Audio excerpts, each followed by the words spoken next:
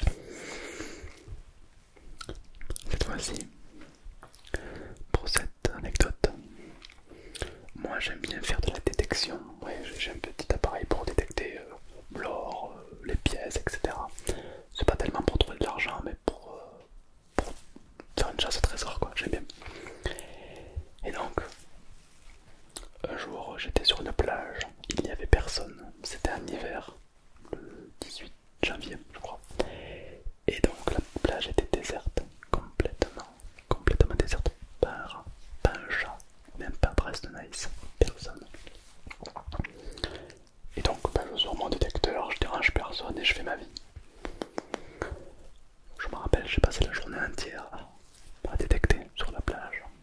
J'ai trouvé beaucoup de canettes, beaucoup de ferraille, etc. Et là, d'un coup, ma machine commence à piper, mais d'un pipe que je ne connaissais pas. Un truc assez rare. Ça m'a interpellé. J'étais avec mon frère à ce moment-là. Alors du coup, ça disait que c'était très profond et qu'il y avait comme une masse enterrée profondément avec un alliage très intéressant. Évidemment, on a tout de suite pensé à un coffre-fort. Alors avec mon frère, on a creusé, creusé. Il est venu avec son détecteur aussi et effectivement, son détecteur à lui, il disait la même chose que le mien. Donc on a creusé, creusé, creusé un trou de 2 mètres. C'est immense 2 mètres, je sais pas si vous vous rendez compte, mais 2 mètres c'est hyper profond. Et surtout c'est hyper galère à faire, vraiment. On a vraiment galéré. Et au bout de 2 mètres, on commence à apercevoir un morceau de métal avec une sorte de... Je sais pas, c'est assez incompréhensif. On continue à creuser tout autour, tout autour. Et en creusant, on est tombé sur un seau. Un vieux seau dégueulasse, pourri. Voilà, et on a passé 3 heures à creuser pour un vieux seau dégueulasse. Alors évidemment on l'a enlevé, c'est toujours ça, en moins de sous terre, on dépollue, c'est toujours bien. Mais il est vrai qu'on a été un petit peu deg ce jour-là. Voilà. Est-ce qu'à ton avis, cette anecdote est plutôt vraie ou elle est fausse? Et je n'ai jamais fait de détection sur les plages. À votre avis? À votre avis, à votre avis, à votre avis, à votre avis? Il y en a plein qui vont se tromper sur cette anecdote, j'en suis quasiment sûr. Elle est un petit peu compliquée, il faut dire. Et pendant que vous réfléchissez à celle-ci, nous on va passer à l'anecdote numéro 3. Il y en a 5 en tout. Anecdote numéro 3. Numéro 3. Numéro 3. C'est une anecdote qui date d'il y a très longtemps en arrière, je dois avoir 12 ans, 10, 11 ans. Bon non, je n'avais pas commencé des vidéos donc j'avais 10 ans. J'avais 10 ans. Et à cette époque j'avais un Sony Ericsson. C'est un téléphone. Rien à voir avec ceux d'aujourd'hui. C'était vraiment une qualité qui pique les yeux. Vraiment affreuse. Et j'avais voilà, un Sony Ericsson. C'était mon téléphone, mon premier téléphone. Et je faisais beaucoup de vidéos et de photos à l'époque parce que j'adorais ça. Donc bon, au final ça n'a pas trop changé. Et donc voilà, je faisais plein de photos, plein de vidéos. Et donc une fois on était dans une forêt avec un ami à moi. Et on faisait le tour de la forêt, on faisait du vélo à l'époque. On était très sportifs. On fait le tour de la forêt, ça a pris du temps. Quand tout à coup, un ours nous attaque. Non, je déconne, c'est pas vrai. Quand tout à coup, je passe derrière un arbre. Et un arbre, il y a la lumière à travers le feuillage qui est vraiment magnifique. Une lumière qu'on appelle Golden Hour, une lumière d'or. Et là, qu'est-ce que je fais? Je prends mon Sony Ericsson avec une qualité qui pique les yeux et je le prends en photo. Ça a pris 10 secondes, ni plus ni moins, très rapide. Je range mon téléphone dans ma poche et on continue notre promenade. Arrivé à la maison, ma grand-mère cherche une photo parce que ma grand-mère fait partie d'un club photo.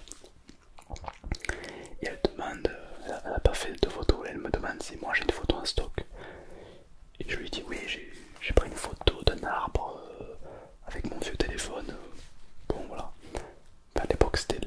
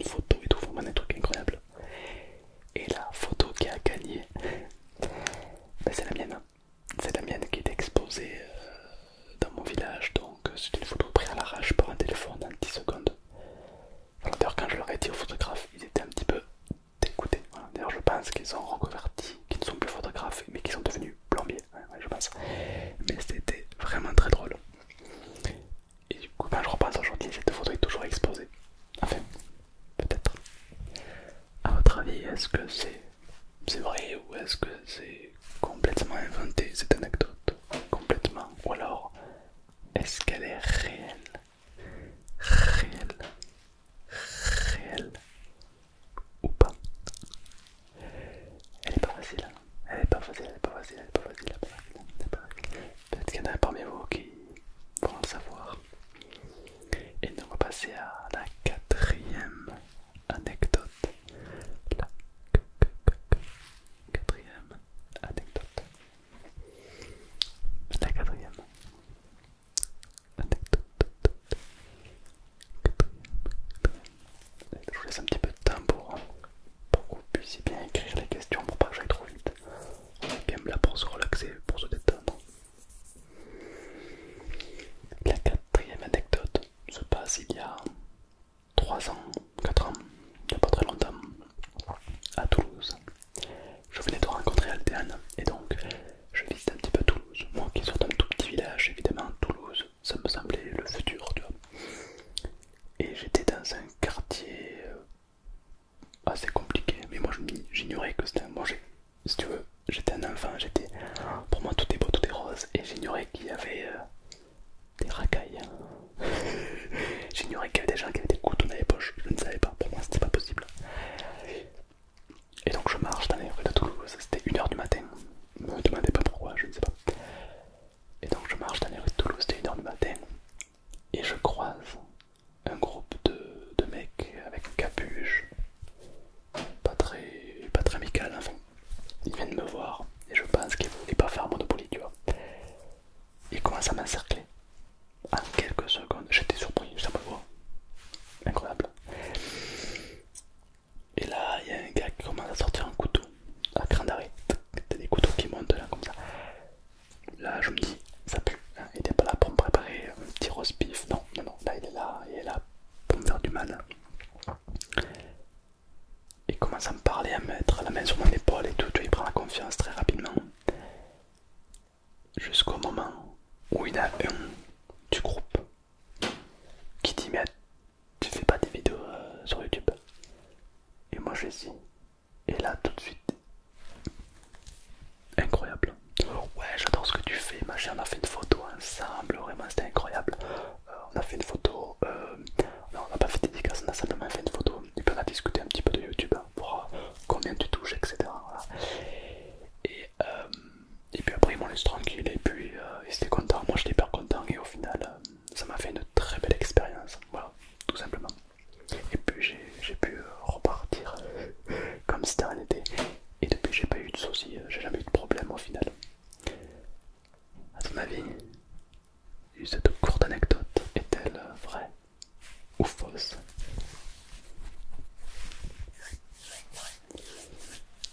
Je te laisse réfléchir un petit peu.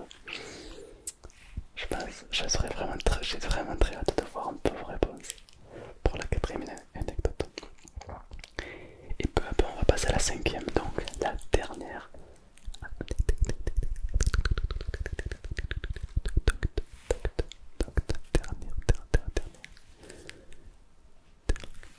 Dernière anecdote.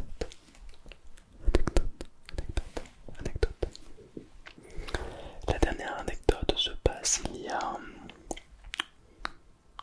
6 ans en arrière. On va remonter à 6 ans en arrière, ouais, c'est pas mal. Le soir de Noël, c'est beau. Donc le Noël, pour ceux qui ne connaissent pas, Noël c'est une fête où il y a un vieux barbu qui descend de votre cheminée, vous donnez des cadeaux, donc plutôt cool.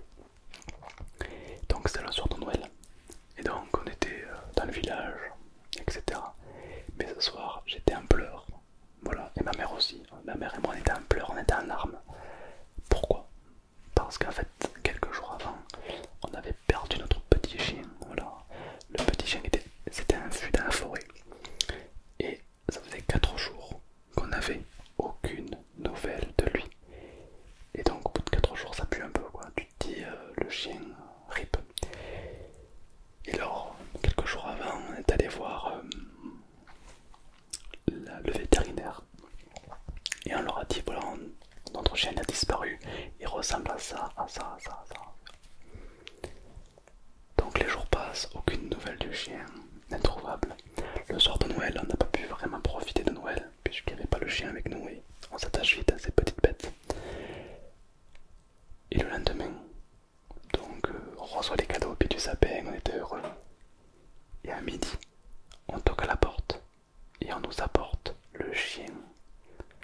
forestier qui nous apporte notre chien. Et ça c'était le plus beau cadeau au final qu'on aurait pu avoir.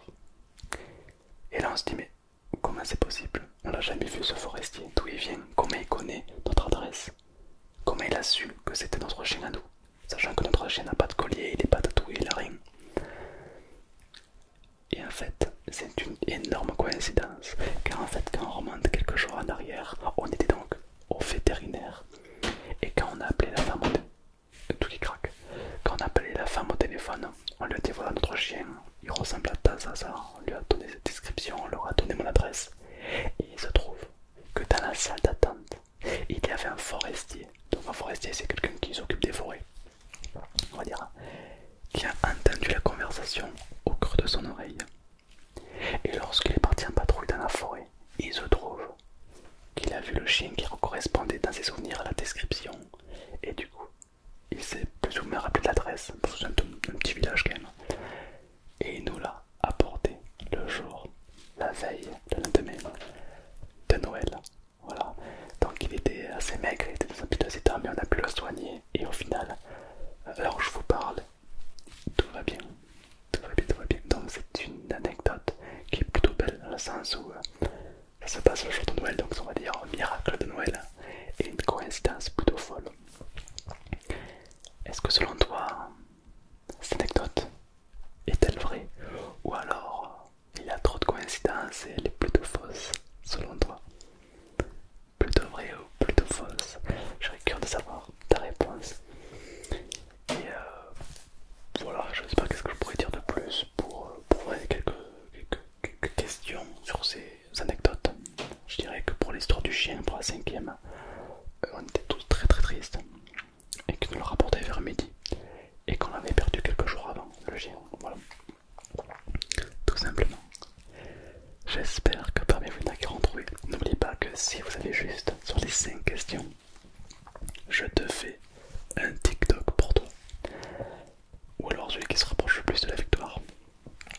Évidemment, si vous êtes 15 à trouver, ben je ferai 15 TikTok. J'espère que vous serez pas juste 3000 à trouver quoi, sinon ça fera 3000 TikTok et c'est beaucoup. Mais bon, c'est pas facile d'avoir les 5. C'est vraiment pas facile. D'ailleurs mon TikTok il est en description. On est 160 000. Et en vrai c'est super, on a une très bonne ambiance, très bon live, on se régale. Donc n'hésitez pas à les checker. Et peut-être que si vous allez sur TikTok, vous allez voir votre commentaire. Vous allez dire oh mais c'est moi. Oh, c'est possible. En tout cas le gagnant ou la gagnante aura un TikTok consacré à elle de détente complète. J'espère que ces 5 petites anecdotes t'ont plu. J'ai essayé de prendre un peu de tout dans le passé, dans le présent, j'ai essayé d'un petit peu de piocher partout.